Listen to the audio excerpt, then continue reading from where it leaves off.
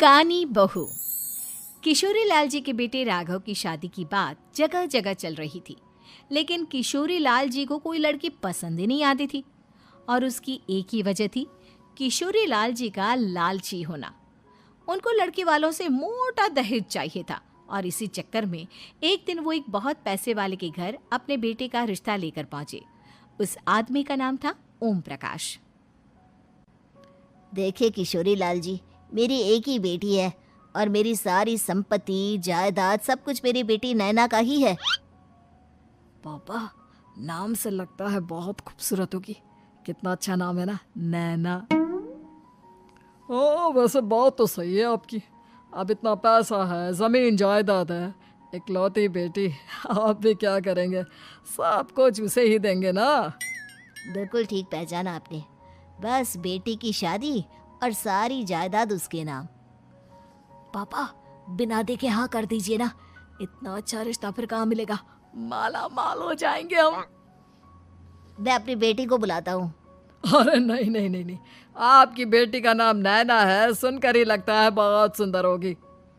रहने दीजिए अंकल, मैं तो आपकी बेटी के नाम से ही इतना खुश हो गया हूँ कि उसे बिना देखे शादी करने को तैयार हूँ।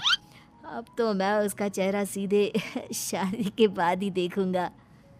और इस तरह राघव नैना का चेहरा नहीं देखता और उससे शादी कर लेता है। शादी के बाद अपनी सुहाग रात पर जब राघव नैना का घूंघट उठाकर देखता है तो नैना की आंखें बंद थी। कितनी खूबसूरत हो तुम नैना, जरा अपनी आंखें खोलकर मेरी तरफ देखो तो सही। नहीं, मुझे शर्म आती है।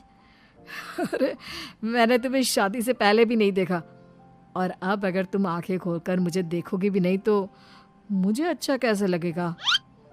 इससे पहले कि नैना अपनी आंखें खोलकर राघव की तरफ देखती, अचानक से लाइट चली गई और राघव नैना को पूरी तरह से देख भी नहीं पाया। अगली सुबह नैना राघव के लिए नाश्ता बनाकर लेकर आई। अरे ये क्या, आधा पराठा सेका हुआ है और आधा बिल्कुल कच्चा। ये तुमने क्या किया नैना? बहू, तुमने क्या आधा पराठा तवे से नीचे लटका कर रखा था, जो आधा सेका है और आधा कच्चा? मुझे जितना दिखेगा उतना ही तो सीखूंगी ना पापा जी। जहाँ जहाँ मुझे नजर आ रहा था वहाँ मैंने सीख लिया, जहाँ जहाँ नहीं दिखा वहाँ कच्चा रह गया होगा। इसका क्या मतलब है? ये कैसा मजाक कर रही है तुम? अरे बहू, तुमने इतना लंबा घूंघट क्यों लगाया हुआ है? देखो, हमारे घर में बहुओं को बेटी की तरह रखा जाता है, और फिर तुम तो इतना सारा माल लेकर आई हो। देखो, ये घूंघट डाल कर रखने की कोई ज़रूरत नहीं है। हाँ नैना, पापा जी ठीक कह रहे हैं, तुम तो आराम से रहो, अपना ही घर समझो। नैना अचानक से अपना घूंघट उठा लेती है। अरे ये क्या पापा, नैना की तो एक आंख फूटी हुई है। नाम से नैना, लेकिन ये तो कानी बहू निकली। मेरे साथ धोखा हुआ है, धोखा। बिना दिखाए अपनी कानी लड़की मेरे संग ब्याह दी। मुझे कानी बीवी नहीं चाहिए। मुझे अभी ओम प्रकाश जी से बात करनी पड़ेगी। आखिर उन्होंने मेरे साथ ऐसा किया क्यों? अरे, आप लोगों ने ही तो पापा से कहा था कि आप लोग शादी से पहले मुझे देखना नहीं चाहते। अब मेरे पापा पर क्यों इल्जाम लगा रहे हैं? अरे लेकिन उन्हें बताना तो चाहिए था ना कि तुम कानी हो, एक आंख से तुम्हें दिखाई नहीं देता। किशोरी लाल और राघव नाराज होकर ओम प्रकाश को अपने घर बुलाते हैं। पापा जी, ये आपने क्या किया? शादी से पहले बताया क्यों नहीं कि नैना की आंखों में परेशानी है? अरे, आप ही ने तो लड़की देखने से मना कर दिया था। अरे लेकिन आप बता तो सकते थे। आपको तो हमारी बेटी की प्रॉपर्टी चाहिए थी, वो भी पूरी की पूरी। अब क्या हुआ अगर उसे आधा दिखाई देता है? प्रॉपर्टी तो आपको पूरी मिल गई ना। अरे ये क्या बात हुई? मेरी शादी प्रॉपर्टी से नहीं, आपकी बेटी से हुई है।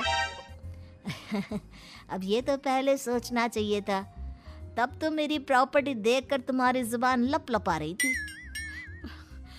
लेकिन मैं कानी लड़की को अपनी बीवी बनाकर नहीं रख सकता। पापा, कुछ करिए ना आप। हाँ, करता हूँ। देखिए ओम प्रकाश जी, आप हमारे साथ ऐसा नहीं कर सकते। और तुम देखो, अगर तुमने मेरी बेटी से शादी तोड़ी ना, तो जो भी प्रॉपर्टी मैंने तुम्हें दी है वो तो पूरी की पूरी वापस ले ही लूँगा, और आधी प्रॉपर्टी तुम्हारी भी लूँगा। अरे मेरी आधी प्रॉपर्टी भला क्यों लेंगे आप?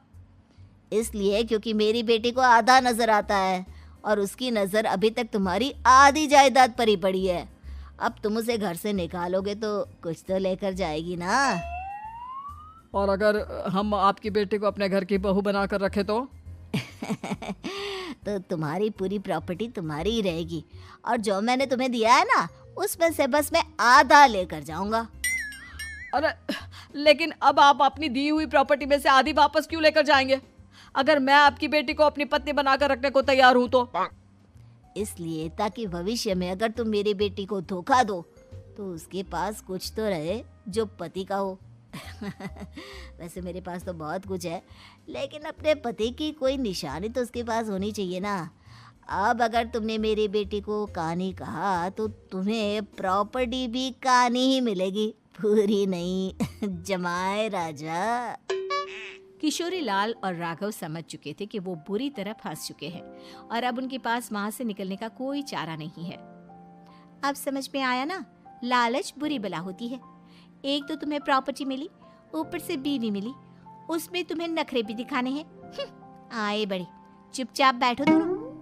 कुछ दिनों के बाद नैना राघव की कार लेकर बाजार घूमने निकलती है और जब कार लेकर वापस आती है, ये क्या? एक तरफ से मेरी गाड़ी पूरी खराब हो चुकी है। लगता है तुमने मेरी गाड़ी को किसी दूसरी गाड़ी के साथ एक्सीडेंट किया है। अरे अरे कितना बड़ा नुकसान कर दिया तुमने बहू। वो क्या है ना पापा जी, मुझे एक आंख से दिखाई नहीं दे रहा था, सामने से गाड़ी आ रही थी। मुझे तो सिर्फ आधा ही दिखाई दिया और वो गाड़ी मेरी कार से रगड़ते हुए निकल गई। अब मैं क्या करूं बताओ? आप इसे ठीक कराने के पैसे कौन देगा? तुम्हारे पापा? तुमने मुझसे इस तरह से बात की? अभी रुको। नैना राघव की शिकायत ओम प्रकाश को कर देती है। देखो राघव, अब जो मेरी आधी प्रॉपर्टी तुम्हारे पास थी ना, उसमें से आधी और मैं लेकर जाऊंगा, क्योंकि तुमने मेरी बेटी को डांटा। अरे नहीं नहीं पापा जी, गलती हो गई, माफ कर दो। गलती की तो कोई गुंजाइश ही नहीं। अगली बार मेरी बेटी को डांटा तो बची हुई आधी में से आधी और ले जाऊंगा। लालच के चक्कर में हम दोनों ने बहुत बड़ी गलती कर दी बेटा। एक तो तुम्हें कानी बहू मिली और ऊपर से जो माल मिला वो भी काना। इस तरह राघव की हर एक गलती पर ओम प्रकाश उसकी प्रॉपर्टी का आधा आधा हिस्सा लेकर अपना सारा माल वापस ले गया और राघव को कानी बीवी से काम चलाना पड़ा। भाई लालच वाकई में बुरी बला है।